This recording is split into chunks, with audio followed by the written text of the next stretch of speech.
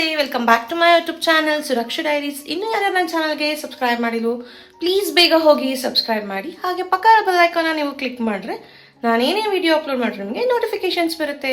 So ನಾನು ಇವತ್ತು ಕಿಚನಲ್ಲಿ ಏನು ಮಾಡ್ತಾ ಇದ್ದೀನಿ ಅಂತ ನೀವು ನೋಡ್ತಾ ಇದ್ದೀರಾ. ಸೊ ಯೂಶಲಿ ನನಗೆ ಒಂದು ಡಿಶ್ ತುಂಬ ಅಂದರೆ ತುಂಬ ಇಷ್ಟ. ಯಾವುದೇ ರೆಸ್ಟೋರೆಂಟ್ಗೆ ಹೋದರೂ ಯೂಶಲಿ ನಾನು ಅದನ್ನು ಆರ್ಡರ್ ಮಾಡಿಕೊಂಡು ಅಥವಾ ಯಾವುದೇ ಕೆಫೆಗೆ ಹೋದರೂ ಆರ್ಡರ್ ಮಾಡ್ಕೊಂಡು ತಿಂತೀನಿ ನಾನು. ಅದಲ್ದಲೇ ನಾನು ಫಸ್ಟ್ ಟೈಮ್ ಈ ಒಂದು ಡಿಶ್ನ ಟ್ರೈ ಮಾಡಿದಾಗ ಅಟ್ಟರ್ ಫ್ಲಾಪ್ ಆಗಿತ್ತು. ಎಷ್ಟು ಮಾಡಿದ್ನೋ ಅಷ್ಟು ಡಸ್ಟ್ಬಿನ್ಗೆ ಹಾಕ್ಬೇಕಾಗೋದು, ಬಿಕಾಸ್ ಅದನ್ನು ತಿನ್ನೋ ಥರ ಆಗಿರಲಿಲ್ಲ. ಸೊ ಅದನ್ನು ಒಂದು ಮಲ್ಟಿಪಲ್ ಟೈಮ್ಸ್ ನಾನು ಟ್ರೈ ಮಾಡಿದ್ಮೇಲೆ ಎಕ್ಸ್ಪರ್ಟ್ ಅನ್ನೋ ಥರ ಆಗೋಗಿದ್ದೀನಿ ನಾನು ಆ್ಯಕ್ಚುಲಿ ಅದರಲ್ಲಿ. ಸೊ ನಾನು ಯೂಶಲಿ ಯಾವಾಗ ಆ ಒಂದು ಡಿಶ್ನ ಟ್ರೈ ಮಾಡಿದ್ರೆ ಯಾರ್ಯಾರಿಗೆ ಟ್ರೈ ಮಾಡಿಸಿದ್ದೀನೋ ಅಂದರೆ ಲೈಕ್ ನಾನು ಪ್ರಿಪೇರ್ ಮಾಡಿ ಯಾರ್ಯಾರಿಗೆ ಟೇಸ್ಟ್ ಮಾಡಿಸಿದ್ದೀನೋ ಎಲ್ಲರಿಗೂ ಇಷ್ಟ ಆಗಿದೆ. ಆ್ಯಂಡ್ ತುಂಬ ಜನ ನನಗೆ ಆ್ಯಕ್ಚುಲಿ ಅದನ್ನು ರೆಸಿಪಿನ ಶೂಟ್ ಮಾಡು ಹಾಕು, ಬಿಕಾಸ್ ಅದು ಹೇಗೆ ಮಾಡ್ತೀರಾ ಅನ್ನೋದು ನೋಡೋಣ, ನೀವು ತುಂಬ ಚೆನ್ನಾಗಿ ಮಾಡ್ತೀರಾ ಅಂತ ಕೂಡ ನನಗೆ ಹೇಳಿದ್ದಾರೆ. ಸೊ ಆ ಒಂದು ರೆಸಿಪಿನ ನಾನು ಶೂಟ್ ಮಾಡ್ತಾ ಇದ್ದೀನಿ. ಏನಪ್ಪ ಆ ಒಂದು ರೆಸಿಪಿ ಅಂತ ಅಂದರೆ white sauce pasta. Alfredo white sauce ಪಾಸ್ತಾನು ಸಿಮಿಲರ್ ಆಗಿರುತ್ತೆ, ಬಟ್ ಅದಕ್ಕೆ ಸ್ವಲ್ಪ ಕ್ರೀಮ್ ಎಲ್ಲ ಹಾಕ್ತಾರೆ. ಇದೊಂದು ಸಿಂಪಲ್ ಆಗಿ ಮನೇಲೆ ಮಾಡ್ಕೊಳಕ್ಕಾಗುವಂತಹ ಒಂದು ವೈಟ್ ಸಾಸ್ ಪಾಸ್ತಾನ ಚೀಸಿಯಾಗಿ ಕ್ರೀಮಿಯಾಗಿ ತೋರಿಸ್ತಾ ಇದ್ದೀನಿ. ಸೊ ಕಂಪ್ಲೀಟ್ ವ್ಲಾಗ್ನ ನೋಡಿ, ಏನೇನು ಬೇಕು, ಹೇಗೆ ಮಾಡಬೇಕು ಅಂತೆಲ್ಲ ಹೇಳ್ತೀನಿ. So see you in the vlog. Pasta ಮಾಡೋಕ್ಕೆ ಏನೆಲ್ಲ ಪದಾರ್ಥ ಬೇಕು ಅಂತ ನೋಡೋಣ ಬನ್ನಿ. ಫಸ್ಟಿಗೆ ಪೆನ್ನೆ ಪಾಸ್ತಾ, ಸ್ವಲ್ಪ ಎಣ್ಣೆ, ಸ್ವಲ್ಪ ತುಪ್ಪ, ಸ್ವಲ್ಪ ಜೀರಿಗೆ, ಹಾಗೆ ನಾನು ಒಂದು 2 ಆನಿಯನ್ಸ್ನ ತೊಗೊಂಡಿದ್ದೀನಿ. ಹಾಗೆ ಒಂದು ಸ್ವಲ್ಪ ಗಾರ್ಲಿಕ್ನ ತೊಗೊಳ್ಳಿ. ನಿಮ್ಗೆ ಯಾವ್ಯಾವ ತರಕಾರಿ ಬೇಕೋ ಅಷ್ಟು ತೊಗೋಬೋದು. ನಾನಿಲ್ಲಿ ಕ್ಯಾರೆಟ್, ಕ್ಯಾಪ್ಸಿಕಮ್, ಬ್ರೋಕ್ಲಿನ ತೊಗೊಂಡಿದ್ದೀನಿ. ಆ್ಯಂಡ್ ಸ್ವಲ್ಪ ಹಾಲು, ಹಾಗೆ ಚೀಸ್. ಇದಕ್ಕೆ ಒಂದು 2 to 3 ಸ್ಪೂನ್ಸ್ ಮೈದಾ ಬೇಕು. ಹಾಗೆ ಸ್ವಲ್ಪ ಪಿಂಕ್ ಸಾಲ್ಟ್, ಹಾಗೆ ಒಂದು ಸ್ವಲ್ಪ ಆರಿಗ್ಯಾನೋ, ಚಿಲ್ಲಿ ಫ್ಲೇಕ್ಸ್ ಮತ್ತು ಪೆಪ್ಪರ್. ಈಗ ಪಾಸ್ತಾ ಮಾಡೋದಕ್ಕೆ ನೋಡೋಣ ಬನ್ನಿ.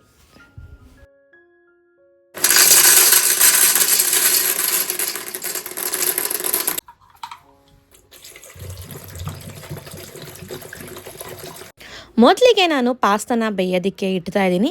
ನಾನು ಅದನ್ನು ಬೇಯೋದಕ್ಕೆ ಒಂದು ಸ್ವಲ್ಪ ಎಣ್ಣೆ ಮತ್ತು ಉಪ್ಪು ಹಾಕಿ ಬೇಯಿಸ್ತಾ ಇದ್ದೀನಿ. ಬೆಂದ ಮೇಲೆ ಒಂದು ಪ್ಯಾನಿಗೆ ನಾವು ಒಂದು ಸ್ವಲ್ಪ ತುಪ್ಪ ಹಾಗೆ ಒಂದು ಸ್ವಲ್ಪ ಎಣ್ಣೆನ ಹಾಕೋಬೇಕು.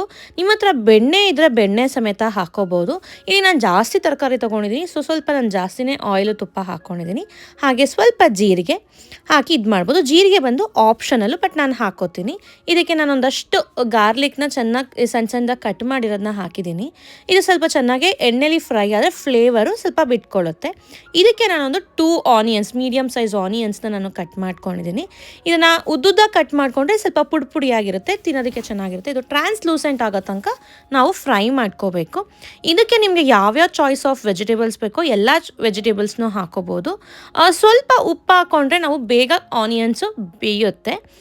ಇದು ಚೆನ್ನಾಗಿ ಟ್ರಾನ್ಸ್ಲೂಸೆಂಟ್ ಆಗಿ ಬೆಂದ ಮೇಲಿಂದ ಇದಕ್ಕೆ ನಿಮಗೆ ಚಾಯ್ಸ್ ಆಫ್ ವೆಜಿಟೇಬಲ್ಸ್ ಹಾಕೋಬೋದು. ನಾನಿಲ್ಲಿ ಕ್ಯಾರೆಟ್, ಕ್ಯಾಪ್ಸಿಕಮ್ ಹಾಗೆ ಬ್ರೋಕ್ಲಿನ ಹಾಕ್ಕೊಂಡಿದ್ದೀನಿ.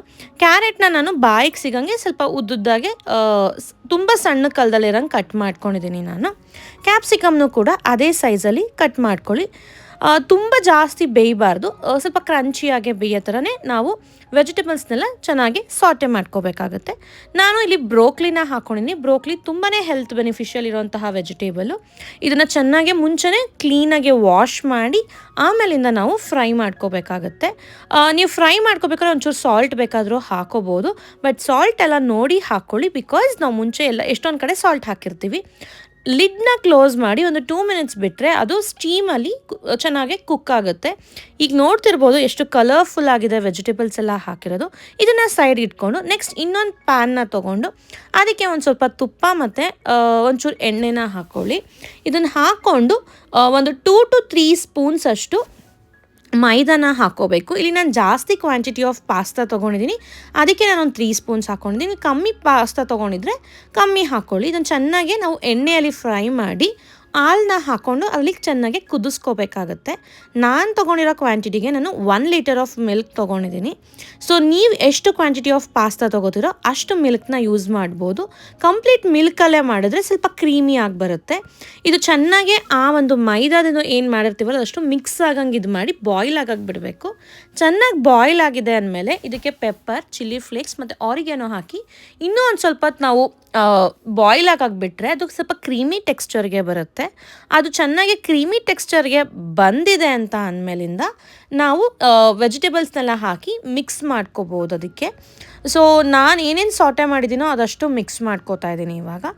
ಆಮೇಲಿಂದನೂ ನಾವು ಈ ವೆಜಿಟೇಬಲ್ಸ್ನ ಆ ಒಂದು ಮಿಲ್ಕಲ್ಲಿ ಕೂಡ ಬಾಯ್ಲ್ ಆಗೋಕ್ಕೆ ಬಿಡ್ಬೋದು. ಚೆನ್ನಾಗಿ ಒಂದು ಮಿಕ್ಸ್ ಆದಮೇಲಿಂದ ಇದಕ್ಕೆ ನಾವು ಏನು ಕುಕ್ ಮಾಡ್ಕೊಂಡಿರ್ತೀವಲ್ಲ ಆ ಪಾಸ್ತಾನ ಹಾಕಬೇಕಾಗುತ್ತೆ. ಸೊ ನಾವು ಪಾಸ್ತಾ ಬೆಂದಿದೆಯೋ ಇಲ್ವೋ ಅಂತ ಚೆಕ್ ಮಾಡೋಕ್ಕೆ ಒಂದು ಪಾಸ್ತಾನ ತೊಗೊಂಡು ಕಟ್ ಮಾಡಿದ್ರೆ ಒಳಗಡೆ ಒಂದು ರಿಂಗ್ ಫಾರ್ಮೇಷನ್ ಕಾಣುತ್ತೆ. ಆ ರಿಂಗ್ ಫಾರ್ಮೇಷನ್ ಇಲ್ಲ ಅಂತ ಅಂದರೆ ಪಾಸ್ತಾ ಚೆನ್ನಾಗಿ ಬೆಂದಿದೆ ಅಂತ. ಫುಲ್ ಓವರ್ ಕುಕ್ ಮಾಡ್ಕೋಬಾರ್ದು, ಯಾಕೆಂದರೆ ಮಿಲ್ಕಲ್ಲೂ ಸ್ವಲ್ಪ ಬಾಯ್ಲ್ ಆಗಾಕ್ಬಿಟ್ರೆ ಚೀಸಿಯಾಗಿ ಕ್ರೀಮಿಯಾಗಿರುತ್ತೆ. ಸೊ ನಾನು ಮಿಲ್ಕ್ನ ಜಾಸ್ತಿ ತೊಗೋತೀನಿ, ಹಾಗೆ ಚೀಸ್ನ ಕೂಡ ಜಾಸ್ತಿ ಹಾಕಿದ್ರೆ ಕ್ರೀಮಿ ಆ್ಯಂಡ್ ಮಿಲ್ಕಿ ಟೆಕ್ಸ್ಚರ್ ಜಾಸ್ತಿ ಬರುತ್ತೆ. ಸೊ ಇದು ಚೆನ್ನಾಗಿ ಮಿಕ್ಸ್ ಆದಮೇಲಿಂದ ನಾನು ಒಂದು 3 ಕ್ಯೂಬ್ಸ್ ಆಫ್ ಸ್ಮಾಲ್ ಕ್ಯೂಬ್ಸ್ ಬರುತ್ತಲ್ಲ ಚೀಸ್, ಅದನ್ನು ಗ್ರೇಟ್ ಮಾಡಿ ಇಟ್ಕೊಂಡಿದ್ದೀನಿ. ಸೊ ಇದು ಚೆನ್ನಾಗಿ ಮಿಕ್ಸ್ ಮಾಡಿ ಮೇಲ್ಗಡೆ ಚೀಸ್ ಹಾಕಿ ನೀಟಾಗಿ ಇನ್ನೊಂದು ಸ್ವಲ್ಪ ಬಾಯ್ಲ್ ಆಗೋಕ್ಕೆ ಬಿಟ್ಟರೆ ನಾವು ಕ್ರೀಮಿಯಾಗಿ ಚೀಸಿಯಾಗಿರೋ ವೈಟ್ ಸಾಸ್ ಪಾಸ್ತಾ ರೆಡಿಯಾಗೋಗುತ್ತೆ. ನನ್ನ ಆಲ್ ಟೈಮ್ ಫೇವ್ರೆಟ್ ಡಿಶ್ ಇದು. ಎವ್ರಿ ಡೇ ಕೊಟ್ಟರು ತಿಂತೀನಿ ನಾನು. ಸೊ ನಿಮಗೆ ನಾನು ಹೇಳಿರೋಂತಹ ಎಕ್ಸ್ಪ್ಲನೇಷನ್ ಈಸಿಯಾಗೆ ಇಷ್ಟ ಆಗಿದೆ ಅಂತ ಅನ್ಕೋತೀನಿ. ನೀವು ಕೂಡ ಮನೆಯಲ್ಲಿ ಟ್ರೈ ಮಾಡಿ ಹೇಗಿತ್ತು ಅಂತ ನನಗೆ ಕಮೆಂಟ್ ಸೆಕ್ಷನಲ್ಲಿ ಕಮೆಂಟ್ ಮಾಡಿ ತಿಳಿಸಿ. ನಿಮಗೆ ಈ ವ್ಲಾಗ್ ಇಷ್ಟ ಆಗಿದೆ ಅಂತ ಅನ್ಕೋತೀನಿ. ನೀವು ಇಷ್ಟ ಆಗಿದ್ದಲ್ಲಿ please do like, share and subscribe to my channel. Next ಹೀಗೆ ಯಾವುದನ್ನ ರೆಸಿಪಿ ವ್ಲಾಗ್ ಬೇಕು ಅನ್ನೋದಾದರೆ ನನಗೆ ಕಮೆಂಟ್ ಸೆಕ್ಷನಲ್ಲಿ ಕಮೆಂಟ್ ಮಾಡಿ ತಿಳಿಸಿ. See you in the next vlog. Bye bye.